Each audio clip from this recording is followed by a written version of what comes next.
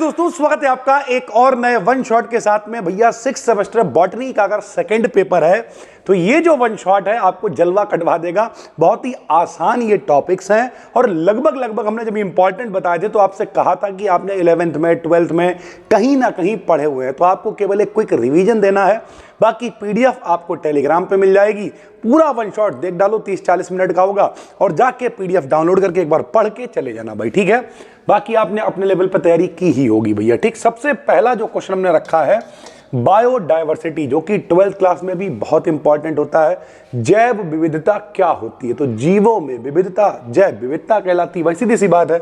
तो बायोडायवर्सिटी का मतलब होता है पृथ्वी पर पाए जाने वाले सभी जो लिविंग ऑर्गेनिज्म है, चाहे वो प्लांट हो, चाहे वो एनिमल हो, चाहे वो माइक्रो यानी सूक्ष्म जीव हो, माइक्रो ऑर्गेनिज्म हो, इन सब की जो वैरायटी है, जो विविधता है, उसे ही हम लोग कहते हैं बायोडायवर्सिटी भाई, ठीक है।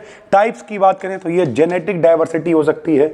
जेनेटिक का मतलब एक ही स्पेसीज के अंदर, एक ही जाति के अंदर अलग अलग वेरिएशन देखने को मिल सकते हैं।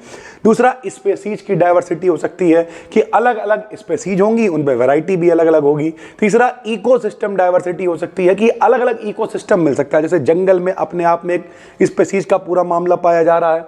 डिजर्ट में यानी अगर आप रेगिस्तान चले जाओ तो वहां का पूरा सिनेरियो अलग होगा। ग्रासलैंड में चले जाओ तो वहां का सिनेरियो अलग होगा। तो इस तरीके की चीजें रहती हैं भाई, ठीक है। इंपॉर्टेंस की बात करें तो जो इकोसिस्टम है पूरा, उसकी स्टेबिलिटी को ये बना के रखता है। चाहे वो फूड हो, चाहे वो मेडिसिन हो, चाहे वो रिसोर्सेज हो, ये सब प्रोवाइड होते रहते हैं। क्लाइमेट, किस तरीके से जलवायु में परिवर्तन होता है, उस सब में ये हेल्प करता है और मनुष्य के सर्वाइवल के लिए बहुत ही इंपॉर्टेंट है। जैव विविधता को खतरे क्या क्या है? तो भैया जंगल लगातार कटते चले जा रहे हैं, पॉल्यूशन लगातार बढ़ता चला जा रहा है, जलवायु में बहुत ज्यादा परिवर्तन हो रहा है, हद से ज्यादा इस्तेमाल किया जा रहा है। इस सबसे भैया जैव विविधता को खतरे बढ़ते चले जा रहे हैं भाई, ठीक है। तो कैसे इन्हें बचाया जा सकता है? कई बार तो शॉर्ट में केवल यही पूछ लेता है मेरे भाई, इन सीटू और एक्स सीटू यानी कंजर्वेशन किस तरीके से होता है। तो इन सीटू का मतलब होता है जो ऑर्गेनिज्म है जिसे हमें सुरक्षित करना है, उसे नेचुरल हैबिटेट पर यानी जहां पर वो रहता है वहीं पे प्रोटेक्शन दे देना। तो ये इन सीटू कंजर्वेशन कहलाता है। जैसे दुधवा नेशनल पार्क हो गया, कोई वाइल्ड लाइफ सेंचुरी बना दी, ठीक है, कोई बायोस्फीयर रिजर्व्स बना दिए, तो इस तरीके से उसी एरिया को रेस्ट्रिक्टेड कर देना, इसे इन सीटू कंजर्वेशन कहते हैं। और एक्स सीटू में क्या होता है? ऑर्गेनिज्म को वहां से उठा लिया और किसी ऐसी जगह, मान लिया चिड़ियाघर में रख दिया, ठीक है, या कोई बॉटेनिकल गार्डन है वहां पर रख दिया, कोई सीड बैंक है वहां पर रख दिया, तो वहां पर उसे प्रोटेक्शन देना, तब उसे हम कहते हैं एक्स सीटू कंजर्वेशन भाई, ठीक है। तो ये पूरा जैव विविधता है जो पेपर में आपके बन सकता है क्वेश्चन, शॉर्ट में भी लॉन्ग में भी, तो इसे आपको जरूर पढ़ लेना है भाई, ठीक है। दूसरा क्वेश्चन है भैया बायो रेमिडिएशन, ये क्या होता है? तो हमने सरल भाषा में लिखा है, ये एक प्रोसेस है जिसमें जो सूक्ष्म जीव होते हैं, जैसे बैक्टीरिया है, फंगी है, एल्गी है, इन सब का यूज करके हम लोग क्लीनिंग का काम करेंगे। जो भी प्रदूषक हैं, ठीक है, जो भी पॉल्यूटेड पार्टिकल्स हैं, उन सबको क्लीन करने का, डिग्रेडेशन का नाम ही है बायो रेमेडिएशन का मतलब रेमेडी, यानी हम लोग डिग्रेड करने का काम करेंगे। कैसे करेंगे? तो वही कहानी है, या तो इन सीटू कर सकते हैं कि जो पॉल्यूटेड साइट है, जहां पर पॉल्यूशन है, वहीं पर जाके हम लोग ट्रीटमेंट कर सकते हैं, चाहे वो पानी हो, चाहे मिट्टी हो, वहीं पे क्लीन कर सकते हैं। और या फिर मेरे भाई पॉल्यूटेड जो मटेरियल है उसे बाहर ले जाना पड़ेगा, तो XC2 कह देंगे, हम लोग इसे ट्रीट करते हैं। यूजेस की बात करें तो चाहे वो गंदा पानी हो उसे ट्रीट करने के लिए, चाहे वो मिट्टी हो उसे ट्रीट करने के लिए, जो इंडस्ट्रियल पॉल्यूशन होता है फैक्ट्रियों से उसे कंट्रोल करने के लिए भी इसका इस्तेमाल करते हैं भाई, ठीक है। फिर एक क्वेश्चन है रेड डेटा बुक, बहुत ही आसान है भैया, नाम ही है उसका, रेड मतलब खतरा, लाल। तो ये एक ऐसी किताब है जिसमें जितनी भी प्रजातियां खतरे में हैं, जो प्रजातियां विलुप्त होने की कगार पे, रिस्क में हैं, उन सब की डिटेल इसके अंदर मिल जाती है। एक ऑफिशियल रिकॉर्ड बुक है जिसमें जो इंडेंजर्ड यानी जो खतरे में है, जो रेयर है, दुर्लभ है, ठीक है, स्पेसीज की लिस्ट होती है। इसे कौन बना मतलब कंट्रोल करता है? तो IUCN, इसकी फुल फॉर्म भी कई बार शॉर्ट में पूछ लेता है, international union for conservation of nature के द्वारा मेंटेन किया जाता है। इसमें क्या क्या डिटेल होती है? तो स्पेसीज का नाम होगा, कंजर्वेशन स्टेटस होगा, कैसे उसे सुरक्षित करोगे, डिस्ट्रीब्यूशन होगा, पॉपुलेशन डिटेल्स होंगी, ये सारी की सारी चीजें बायोडायवर्सिटी के लिए मोस्ट इंपॉर्टेंट है। ये किताब भी बायोडायवर्सिटी के लिए इंपॉर्टेंट है, क्योंकि जो जैव विविधता अगर खतरे में है तो उसकी डिटेल कहां मिलेगी? रेड डेटा बुक में मिलेगी भाई, ठीक है। फिर एक रामसर साइट्स हैं, ये क्या है मेरे भाई? पेपर में एक बार पूछा गया है 5 साइट्स के नाम बताइए। तो एक्चुअल में क्या होता है, ये वो वेटलैंड्स होते हैं। वेटलैंड क्या होते हैं, कई बार ये भी शॉर्ट में पूछा गया है। तो ये वो एरिया होते हैं जहां पर मतलब लैंड भी होगा और वाटर भी होगी, यानी जहां पर जमीन भी हो और पानी भी हो, दोनों मिक्स होंगे। उस जैसे किसी नदी का किनारा कह लो भाई, ठीक है, तो उसे हम लोग कह देते हैं वेटलैंड। तो ये वो वेटलैंड्स होते हैं जो इंटरनेशनली इंपॉर्टेंस होते हैं भैया, ठीक है, और उन्हें क्या करते हैं, प्रोटेक्ट करने का हम लोग काम करते हैं। जैसे चिल्का झील हो गई, ठीक है, उसके अलावा जैसे वूलर झील जो आपने सुना होगा, सांवर झील आपने सुना हुआ है, लोकटक झील हो गई। तो इस तरीके की ये 5 साइट्स हैं जो आपको याद कर लेनी है। ये वेटलैंड्स को कंजर्व करते हैं, चाहे वो पंछी हों, ठीक है, चाहे वो एक्वेटिक मछली से रिलेटेड जो लाइफ है उन सब के लिए ये इंपॉर्टेंट होता है। ये वो एरियाज होते हैं जहां लैंड और वाटर दोनों का मिक्स होता है, चाहे वो लेक्स हो, पॉन्ड्स हो, ये सारी चीजें मेरे भाई रहती हैं भैया, ठीक है, तालाब वगैरह में ये सारी चीजें मिल जाती हैं। उसके अलावा इंडेंजर्ड स्पेसीज क्या होती हैं, उसी से कनेक्टेड। तो ऐसी स्पेसीज जो हाई रिस्क पे हैं, खतरे में हैं, उन्हें हम लोग इंडेंजर्ड स्पेसीज बोल देते हैं। बे स्पेसीज जो खत्म होने के हाई रिस्क में होती हैं, मतलब निपटने वाली है भैया, उन्हें इंडेंजर्ड स्पेसीज कहते हैं। इसके कारण क्या है, तो बहुत ज़्यादा हंटिंग, शिकार कर रहे हैं, पोल्यूशन बढ़ती चली जा रही है, जंगल कटते चले जा रहे हैं, तो डिफॉरेस्टेशन भी बोल सकते हैं। जलवायु में परिवर्तन होता चला जा रहा है, गर्मी इतनी ज़्यादा हो रही है कि कई जीव ऐसे हैं जो बेचारे झेल ही नहीं पा रहे हैं। एग्जाम्पल की बात करें, टाइगर है, एलिफेंट है, घड़ियाल है, इनकी जो लिस्ट है वो सब कहाँ मिल जाएगी आपको, रेड डेटा बुक में मिल जाएगी। और ये सब खतरे में है तो एंडेंजर्ड ये कहलाएंगे भैया, ठीक है। फिर एक क्वेश्चन है मेरे भाई, ये कई बार पेपर में पूछा गया, इन्वायरमेंटल स्टैंडर्ड क्या होते हैं। तो सबको पता होगा दिल्ली में बहुत ज़्यादा प्रदूषण हो रहा है, इस तरीके से लोग चिल्लाते रहते हैं AQI बढ़ गया, ये बढ़ गया, वो बढ़ गया। तो भैया हर चीज़ का सरकार ने एक स्टेटस सेट किया, कि स्टैंडर्ड सेट किया है कि वातावरण में होने के लिए, अच्छा वातावरण के लिए इतना तो कम से कम रहना चाहिए। तो ये रूल्स हैं, लिमिट्स हैं जो गवर्नमेंट सेट करती है ताकि पोल्यूशन कंट्रोल में हो और इन्वायरमेंट सेफ रहे। जैसे एयर की क्वालिटी का क्या स्टैंडर्ड है, एयर में कितना SO2 है, NO2 है, PM, इन सब की लिमिट क्या है।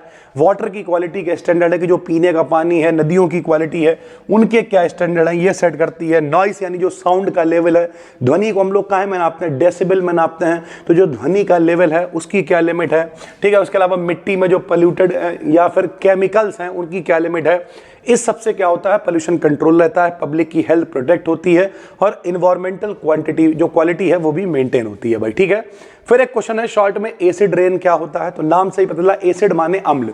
तो भैया कुछ एसिड होते हैं, आप लोग फाइनल ईयर में हो तो इतना बताना नहीं पड़ेगा आपको, जैसे H2SO4 सल्फ्यूरिक एसिड है, HNO3 नाइट्रिक एसिड है, ये सब प्रेजेंट होते हैं, जिनकी वजह से रेन की जो pH वैल्यू होती है, pH वैल्यू क्या होती है आपको पता होना चाहिए। pH वैल्यू वो स्केल है जो बताएगा कि अगर भैया pH वैल्यू 7 है तो मतलब न्यूट्रल होगा, मीडियम, 7 से कम है तो एसिडिक होगा, 7 से ज्यादा है तो बेसिक होगा।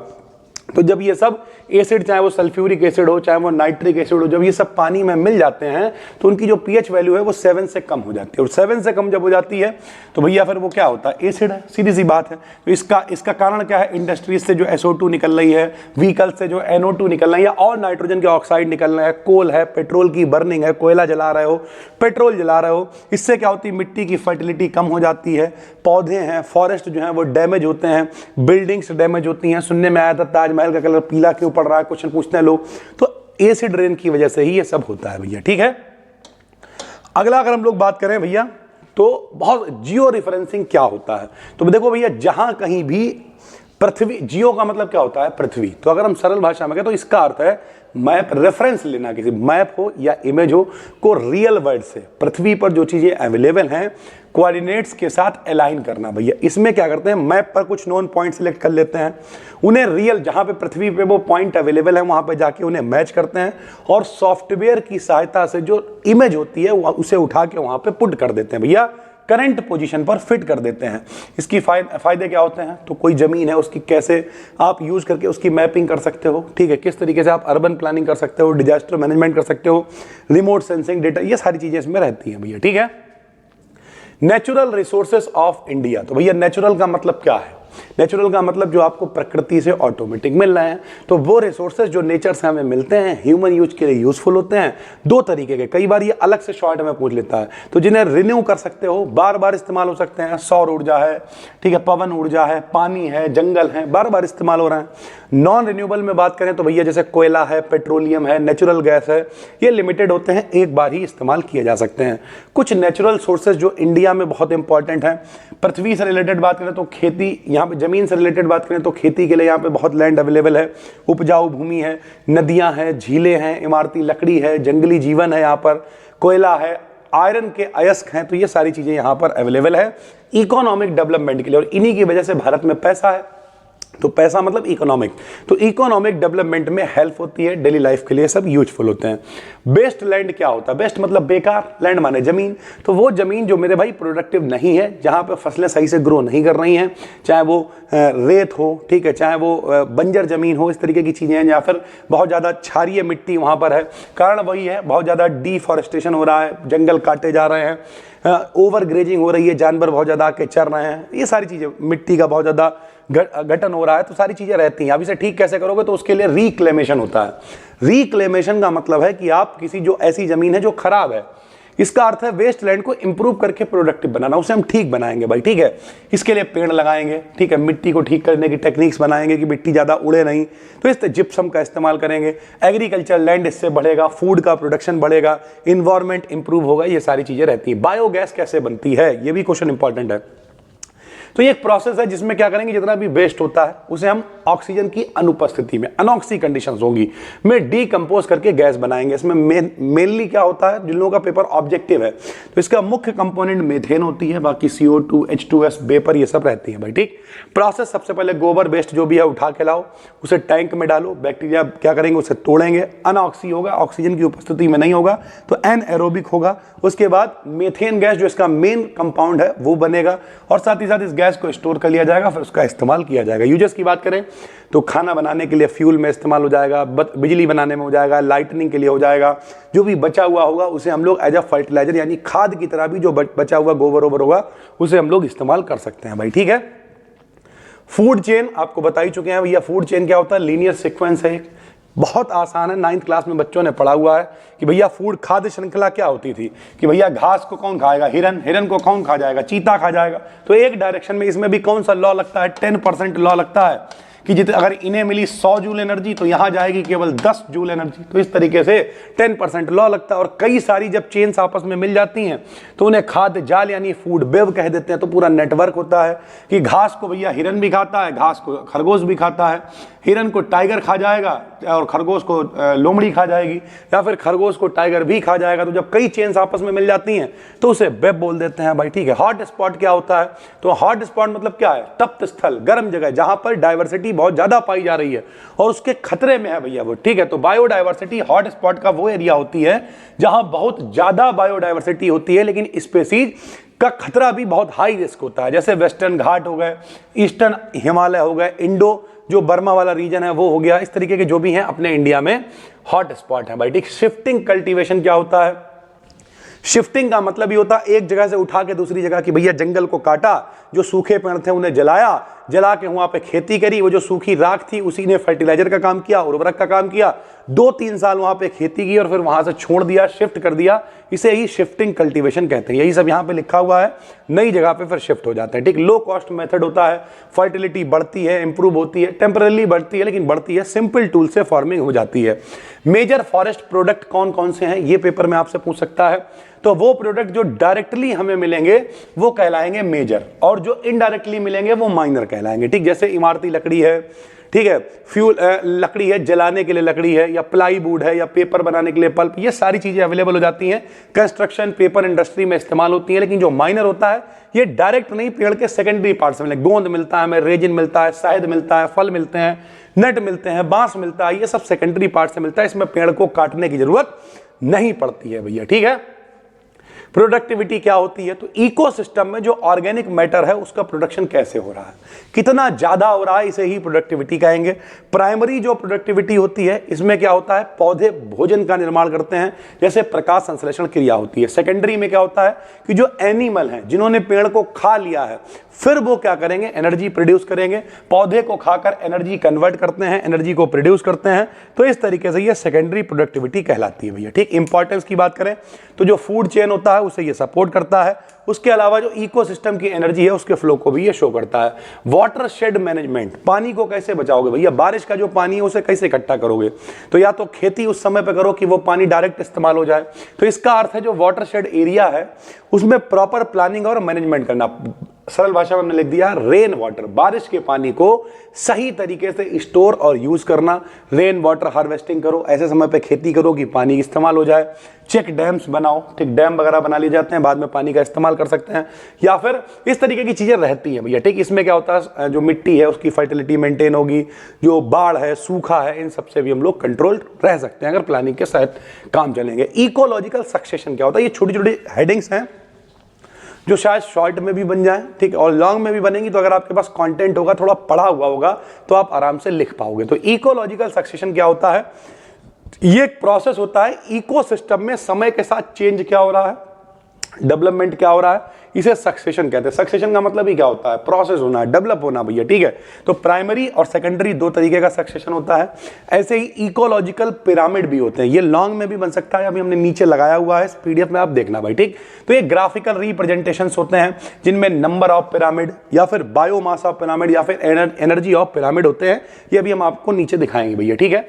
उसके अलावा इकोलॉजिकल निश क्या होता है, निश जैसे हमारा निश क्या है, बीएससी पढ़ा रहे हैं, तो किसी ऑर्गेनिज्म का क्या रोल है, क्या पोजीशन है, क्या फंक्शन है इकोसिस्टम में, उसे निश कहते हैं भैया, ठीक है। ऐसे ही एडेप्टेशन क्या होता है, वो चेंजेस जो कोई भी ऑर्गेनिज्म होगा इन्वायरमेंट में सरवाइव करने के लिए हेल्प करे उसे, कि भैया क्या किया कि हमें गर्मी ज्यादा लगती थी तो हमने क्या करा, कपड़े पहनना शुरू किए, या ठंड ज्यादा लगती थी तो कपड़े पहनना शुरू किए।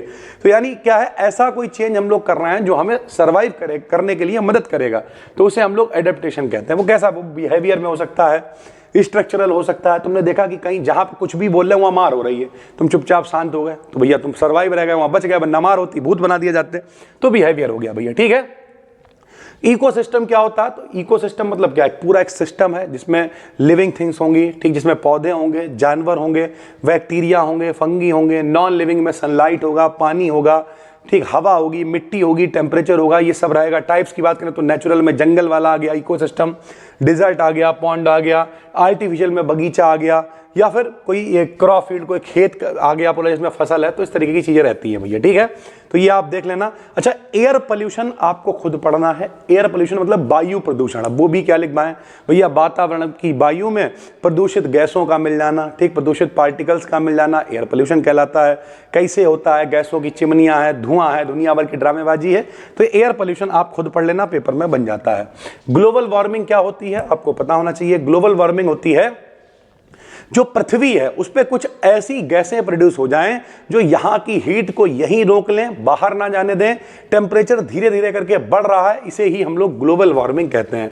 तो ग्लोबल वार्मिंग मींस पृथ्वी का एवरेज टेम्परेचर धीरे धीरे बढ़ रहा है, मेनली ग्रीन हाउस गैसेस की वजह से। ग्रीन हाउस गैसेस कौन सी हैं, जैसे CO2 है, मेथेन है, N2 है, ये क्या करती है, हीट को ट्रैप कर लेती हैं, और जब ट्रैप कर लेती हैं तो इसे ग्रीन हाउस इफेक्ट कहते हैं, अगर अलग से शॉर्ट में पूछे, जिससे पृथ्वी गर्म हो जाती है, चाहे वो फैक्ट्रियों से, वाहनों से निकलने वाला पोल्यूशन हो, ठीक है, या फिर कोयले को जलाने पे, पेट्रोल को, डीजल का इस्तेमाल किया जा रहा है जलाने पे जो हो रहा है, पेड़ों को काट रहे हैं, एग्रीकल्चर और इंडस्ट्रीज में फर्टिलाइजर्स का इस्तेमाल हो रहा है, फैक्ट्रियों में, ये सारी चीजें, इफेक्ट क्या होता है, गर्मी बढ़ेगी, ग्लेशियर पिघलेंगे जिससे समुद्र का लेवल बढ़ेगा, ठीक है, बारिश के पैटर्न में चेंज होगा, क्लाइमेट, जलवायु में परिवर्तन होगा, बाढ़ आएगी, सूखा आएगा, गर्म हवाएं चलेंगी, पौधे और जानवरों पर फर्क पड़ेगा भैया, ठीक है। कंट्रोल के लिए पेड़ लगाओ, पोल्यूशन कम करो, वातावरण में जो है पेड़ पौधे बढ़ेंगे तो इन्वायरमेंट को अच्छा रखो भैया, ठीक है। उसके अलावा जो दोबारा से एनर्जी इस्तेमाल हो सकती है, चाहे वो सोलर हो, चाहे वो विंड हो, उसका इस्तेमाल करो। फॉरेस्ट कंजर्वेशन, जो जंगल है उन्हें मत काटो भैया, यही बात है। इकोटोन क्या होता है, तो इकोटोन वो ट्रांजिशन एरिया होता है जहां दो डिफरेंट इकोसिस्टम आपस में मिलते हैं, यानी ये बॉर्डर है, दो इकोसिस्टम जहां पे मिलेंगे उसे हम इकोटोन कहेंगे भाई, ठीक है। कैरेक्टरिस्टिक्स की बात करें तो इसमें दोनों बॉर्डर है, तो दोनों इकोसिस्टम्स के स्पीसीज प्रेजेंट होंगे, कुछ यूनिक इसके अपने स्पीसीज भी आपको मिलेंगे, बायोडाइवर्सिटी यहाँ पे बहुत ज्यादा होगी, इन्वायरमेंट थोड़ा सा अनस्टेबल होगा क्योंकि सब होंगे, जैसे इंडिया पाकिस्तान का बॉर्डर है, वहां उस बॉर्डर पे क्या हर तरीके का, वही पाकिस्तानी भी मिल जाएगा, करीब करीब कहीं देखोगे घूम रहा होगा, भले ही उधर घूम रहा हो, कोई इंडियन भी घूम रहा होगा, कुछ ऐसे लोग भी होंगे जो यूनिक होंगे, वहीं पे रह रहे होंगे मेरे भाई, ठीक है। तो ये रहता है, और वहां का माहौल कैसा होगा, अनस्टेबल होगा भाई, सीधी सी बात है। एज इफेक्ट क्या होता है, तो इकोटोन में स्पेसीज की डाइवर्सिटी ज्यादा होती है, इसे ही हम लोग एज इफेक्ट कहते हैं, बहुत सारी स्पेसीज पाई जा रही हैं, ये एज इफेक्ट होता है। इंपॉर्टेंस की बात करें, डाइवर्सिटी बढ़ती है, अलग अलग हैबिटेट्स, अलग अलग स्पेसीज को कनेक्ट करता है, इकोलॉजिकल बैलेंस को ये बनाए रखता है भाई, ठीक है।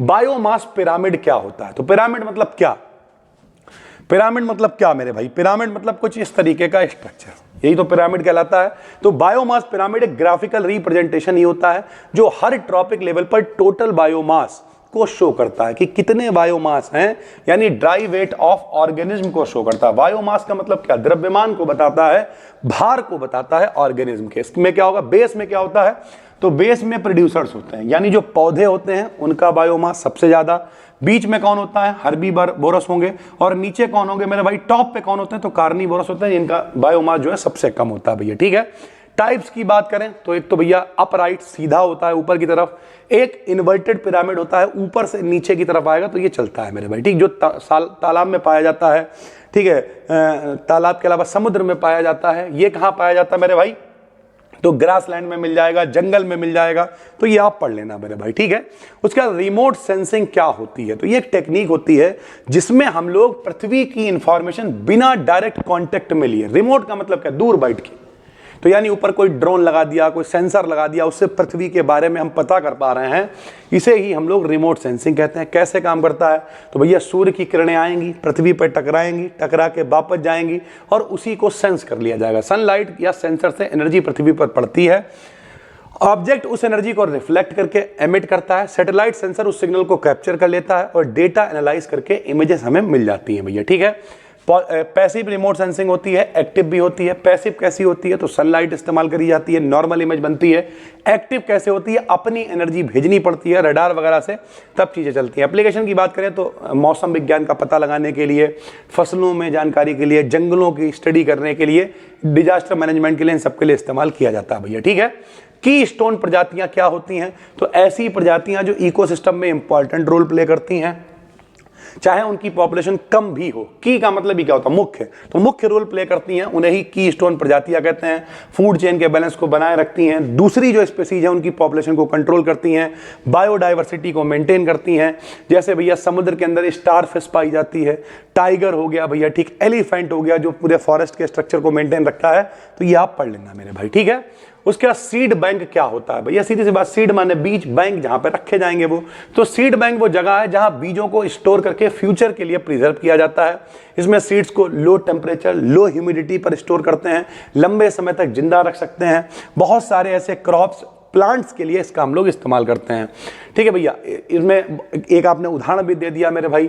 ठीक है, उसके अलावा आपने इंपॉर्टेंस लिख दिया कि भैया कौन कौन से होते हैं। तो इंपॉर्टेंस क्या होगा, जो रेयर बीज होंगे, जो ऐसे बीज होंगे जो फ्यूचर के लिए बहुत रेयर हैं, जिनका इंपॉर्टेंस ज़्यादा है, एग्रीकल्चर इंप्रूवमेंट में हेल्प करेंगे। किसी डिजास्टर के बाद अगर फसलों को, कोई डिजास्टर आ गया, फसल बर्बाद हो गई, तो दोबारा से अगर हमें फसलों को बनाना है, डेवलप करना है, तब इस्तेमाल होंगे, तो वहाँ पर इस्तेमाल होता है। ऐसे ही जीन बैंक होता है, जहाँ पर क्या होता है, जो जेनेटिक मटेरियल, मोटा मोटा जीन्स को प्रिजर्व करके रखा जाता है। टाइप्स की बात करें तो सीड बैंक में रख सकते हैं, टिश्यू कल्चर में रख सकते हैं, ठीक है, या फिर -196 डिग्री सेंटीग्रेड लिक्विड नाइट्रोजन में रख सकते हैं। तो इस तरीके की चीजें करते हैं मेरे भाई। ठीक है, फीचर्स की बात करें, लंबे समय तक प्रिजर्व करके रख सकते हैं, जेनेटिक डाइवर्सिटी मेंटेन करता है, इंपॉर्टेंस वही है, नई फसल बनाने में मदद करेगा। ठीक है, रिसर्च में काम आएगा, ब्रीडिंग में काम आएगा, सारी चीजें रहेंगी। वाइल्ड लाइफ सेंचुरी क्या होती है, तो आपको बता चुके हैं, नेशनल पार्क हैं, वाइल्ड लाइफ सेंचुरी है, रिस्ट्रिक्टेड एरियाज होते हैं, प्रोटेक्टेड एरियाज होते हैं, जहां पर एनिमल्स को प्रोटेक्शन दिया जाता है। ह्यूमन एक्टिविटी थोड़ी बहुत लिमिटेड अलाउ होती है, इंपॉर्टेंस वही है। अच्छा, कौन सी सेंचुरीज यूपी में है, तो ये आपको पढ़ लेना है मेरे भाई। ठीक है, 3-4 हमने यहाँ पे इंपॉर्टेंट यूपी वाली लिख दी हैं, तो आप पढ़ लेना। इसमें पंछी हैं, इसमें फॉरेस्ट वाला पूरा एरिया है, तो इस तरीके की चीज़ों को भी किया गया। नेशनल पार्क की बात करें तो यूपी का जो नेशनल पार्क है, दुधवा नेशनल पार्क, यही हमारे पड़ोस में लखीमपुर में, ये यहाँ से 110 किलोमीटर है भाई। ठीक है, चंद्रप्रभा वाइल्ड लाइफ बाद में सेंचुरी बन गई है, तो नेशनल पार्क पहले ये भी, मतलब नेशनल पार्क में भी से रखा गया, तो ये भी स्ट्रिक्टली प्रोटेक्टेड एरिया होता है, जहाँ पर हंटिंग नहीं कर सकते हो, ग्रेजिंग नहीं हो सकती है, ह्यूमन एक्टिविटीज जो है वो बिल्कुल अलाउड नहीं होती हैं भाई। फिर बायोस्फीयर रिजर्व क्या होते हैं, ये भी उसी से कनेक्टेड है कि ये रिजर्व भी एक लार्ज प्रोटेक्टेड एरिया ही होता है, जहां पौधों को, जानवरों को, ह्यूमंस के बीच बैलेंस मेंटेन करने की कोशिश करी जाती है। कोर जोन होता है इसमें, जिसमें फुल्ली प्रोटेक्टेड होता है, ह्यूमन एक्टिविटी मतलब क्या होती है, रेस्ट्रिक्टेड होती है। फिर बफर जोन होता है, जहां पर रिसर्च वगैरह के लिए साइंटिस्ट वगैरह ये सब की एक्टिविटी। फिर ट्रांजिशन जोन होता है, जहां पर ह्यूमन का सेटलमेंट होता है। ठीक है, कुछ एक्टिविटीज अलाउ होती हैं। एग्जांपल की बात करें, दुधवा बायो जो यहाँ पे भाई जो नेशनल पार्क है अपना, तो वहीं पर कुछ एक्टिविटीज अलाउ भी कर रखी हैं, अलग अलग जोन है, तो बायोस्फीयर रिजर्व वहां पर है। तो ये सारी चीजें रहती हैं जो खतरनाक जातियां हैं उन्हें बचाएगा, जेनेटिक डाइवर्सिटी मेंटेन करेगा, इन्वायरमेंट प्रोटेक्शन में हेल्प करेगा। मिट्टी के स्ट्रक्चर के बारे में आपको पढ़ लेना है, ये पेपर में क्वेश्चन बनता है, यानी उसमें कौन कौन से पार्टिकल्स हैं, धूल है, ठीक है, या फिर क्ले है, क्या क्या अरेंजमेंट है उसके अंदर, ये सब आपको पढ़ लेना है भैया, ठीक है। टाइप्स की बात करें तो अलग अलग तरीके की मिट्टी होती है, कुछ पौधों के लिए बहुत अच्छी है, कुछ ब्लॉकी है, कुछ फ्लैटी है, तो अलग अलग तरीके की रहती है भैया, ठीक। वाटर मूवमेंट में करती है, इंप्रूव करती है, रूट ग्रोथ इजी होती है, फर्टिलिटी को इफेक्ट करती है। मिट्टी का अगर पीएच मान 7 से कम हो जाए तो क्या हो जाएगा, सॉरी 7 से कम हो जाएगी तो एसिडिक हो जाएगी, 7 से ज्यादा हो जाए तो वो क्या हो जाएगी, एल्केलाइन यानी क्षारीय हो जाएगी, तो उसे एल्केलाइन सॉइल कहते हैं। इसका कारण क्या है, बारिश का कम होना, ठीक, या फिर ड्रेनेज सिस्टम का बेकार होना, सॉल्ट बहुत ज़्यादा पाया जाना, तो ये सारी चीज़ें हैं। इसमें बचाने के लिए ऊपर आपको बताया भी जिप्सम का इस्तेमाल करते हैं, ऑर्गेनिक जो मैनोर होते हैं उन्हें ऐड कर लेते हैं। सॉइल प्रोफाइल ये बहुत इंपॉर्टेंट है, क्या होता है, तो ये सॉइल को भैया जो लेयर्स होती हैं उन्हें शो करता है कि कौन कौन सी लेयर्स हैं मिट्टी की। तो जैसे ऑर्गेनिक मैटर होती है, ठीक है, उसके अलावा टॉप सॉइल होती है, फिर सब सॉइल होती है, फिर पेरेंट मटेरियल होता है, फिर बेड रॉक होता है। तो ये सारी की सबसे ज़्यादा टॉप जो उसकी टॉप सॉइल होती है वो मोस्ट फर्टाइल लेयर होती है, सबसे अच्छी उपजाऊ के लिए होती है भैया, ठीक।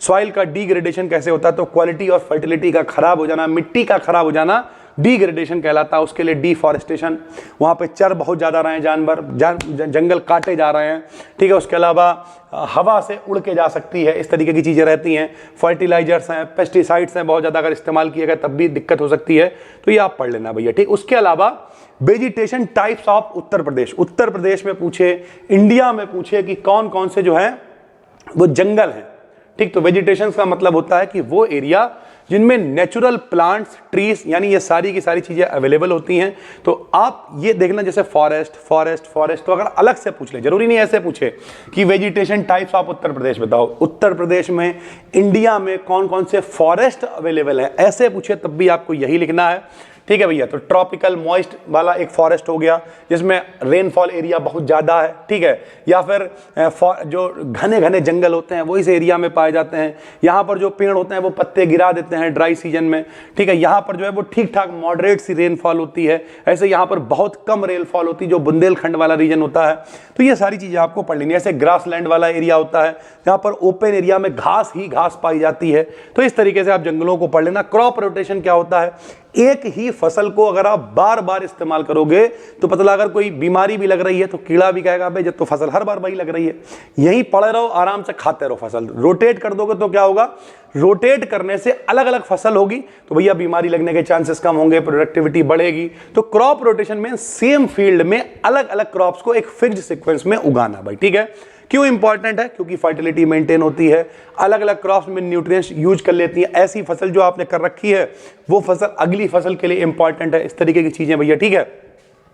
तो एडवांटेजेस की बात करें तो न्यूट्रिशंस को मेंटेन करती हैं, जो पेस्ट होती है, बीमारियां होती हैं वो कम होती हैं, फर्टिलाइजर की नीड कम होती है, क्रॉप की यील्ड इंप्रूव होती है। ग्रीन ऑडिट क्या होता है, ऑडिट मतलब क्या होता है, किसी चीज की जानकारी लेना। तो ये एक सिस्टमेटिक प्रोसेस है जिसमें किसी इंस्टीट्यूशन हो, कोई एरिया हो, उसके बारे में पता किया जाता है, एरिया के बारे में कि वहां पर जो परफॉर्मेंस है इन्वायरमेंट की वो कैसी है, एनर्जी का यूज करने के लिए, ठीक है, वाटर मैनेजमेंट के लिए, वेस्ट मैनेजमेंट के लिए, सबका इस्तेमाल करते हैं।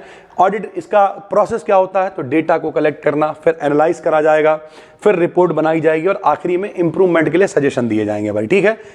जो इन्वायरमेंट है उसके प्रोटेक्शन में हेल्प के लिए चाहिए, रिसोर्स सेविंग के लिए चाहिए। उसके अलावा सीयर क्या होता है ये आपको पढ़ लेना। इसका मतलब होता है जो इकोलॉजिकल सक्सेशन होता है उसमें जो जो डिफरेंट स्टेजेस आती हैं, जो जो अलग अलग कम्युनिटीज होती हैं उन्हें हम लोग सीयर बोलते हैं भैया, ठीक। एग्जाम्पल्स में लिख दिया कि पहले पतला बिल्कुल बंजर जमीन पड़ी हुई है, फिर वहाँ घास बनी, फिर वहाँ झाड़ियाँ बनी, फिर बड़े बड़े पेड़ बन गए, तो ये सब स्टेप क्या है, सीयर ही कहलाता है। इसमें ये कई बार शॉर्ट में पूछ लेता है, तो हाइड्रोसीयर जहाँ पे पानी जो है वाटर एरिया से स्टार्ट होता है, ठीक है। उसके अलावा दूसरा क्या होता है जो ड्राई एरिया से स्टार्ट होता है मेरे भाई, ठीक, जहाँ पे पत्थर हैं वहाँ पत्थरों पे जंगल धीरे धीरे करके हो गया है।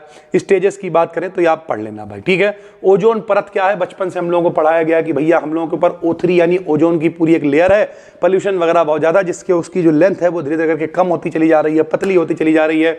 वो हमारी रक्षा करती है, जो सूर्य की परावैंगनी किरणें आती हैं, यूवी लेयर्स आती हैं, उनसे हमारी रक्षा करती है, पृथ्वी पर लाइफ को प्रोटेक्ट करती है। लगातार कम हो रही है, इसे ही हम लोग ओजोन डिप्रेशन कहते हैं। और कारण क्या है, तो जो हम लोगों की एसी है, फ्रिज है, इनमें जो क्लोरोफ्लोरोकार्बन इस्तेमाल होते हैं, आंखों की समस्याएं हो रही हैं, पौधों जानवरों को भी दिक्कत हो रही है। कार्बन साइकिल ये भी इंपॉर्टेंट है भाई, पहले भी आपने पढ़ रखा है अलग अलग सेमेस्टर में। कार्बन साइकिल क्या है भाई, तो कार्बन साइकिल मतलब क्या, चक्र, कि कार्बन हमारी बॉडी में पहुंचा, पेड़ों में पहुंचा, दोबारा एनवायरमेंट में चला गया, यही पूरा चक्र है भाई, ठीक है।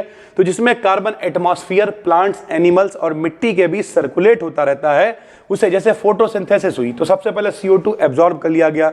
CO2 जब अंदर पहुंचा, कार्बन के ग्लूकोज, जैसे फोटोसिंथेसिस में पेड़ पौधे क्या बनाते हैं, पेड़ पौधे ग्लूकोज बनाते हैं, लेकिन उसके लिए हम लोगों को ऑक्सीजन चाहिए, छोड़ते हैं CO2 कौन लेते हैं, पेड़ पौधे, तो पेड़ पौधे ग्लूकोज बनाते हैं, फिर हम लोग उस पेड़ पौधों को खा जाते हैं, पेड़ों को खाते हैं तो कार्बन हमारे अंदर पहुंच जाता है, पौधे और जानवर फिर CO2 को वापस एटमॉस्फेयर में रिलीज कर देते हैं, ठीक है। उसके अलावा जब कोई मर जाता है तो मरने के बाद में जो डीकंपोजर्स होते हैं वो तोड़ देते हैं, तोड़ने के बाद जो CO2 है वो रिलीज हो जाती है, यानी ओवरऑल बात करें, या फिर जो फोजाइल्स होते हैं जब वो जलते हैं तब भी जलने के बाद CO2 रिलीज होती है। तो ये पूरा प्रोसेस है जो लगातार चलता रहता है, इसे ही कार्बन साइकिल कहते हैं। इकोलॉजिकल पिरामिड हमने यहां पे लगा दिया, पिरामिड मतलब क्या ऊपर बता चुके हैं, ग्राफिकल रिप्रेजेंटेशन होता है जिसमें पिरामिड ऑफ नंबर के आधार पर जो ऑर्गेनिज्म है उन्हें सेट किया जाएगा, उनके मास के आधार पर सेट किया जाएगा, उनकी एनर्जी के आधार पर सेट किया जाएगा, और इस तरीके से बेस पर कौन होते हैं, प्रोड्यूसर्स यानी प्लांट्स होते हैं, जो कि अभी हम आपको ऊपर बता चुके हैं, और उनका बायोमास सबसे ज्यादा होता है भाई, ठीक है। 10% एनर्जी लॉ इसमें इस्तेमाल होता है कि हर अगली जो जनरेशन जाएगी उसमें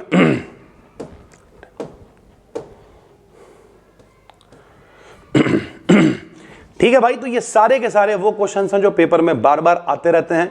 बाकी आपने तैयारी कर ही ली होगी, PDF अभी हम टेलीग्राम पे डालना है भैया, फटाफट से पूरी PDF को पढ़ डालो, और हम ये उम्मीद करेंगे कि आपका पेपर बहुत अच्छा हो। चैनल को सब्सक्राइब कर लेना, क्योंकि आप सब्सक्राइब करते हो, नंबर्स बढ़ते हैं तो हौसला बढ़ता है। मिलते हैं आपसे फिर, तब तक के लिए धन्यवाद, थैंक यू। डिस्क्रिप्शन में फ्री टेलीग्राम चैनल का लिंक है, क्लिक करके ज्वाइन करो, PDF वहां पर शेयर कर रहे हैं। थैंक यू भाई, धन्यवाद।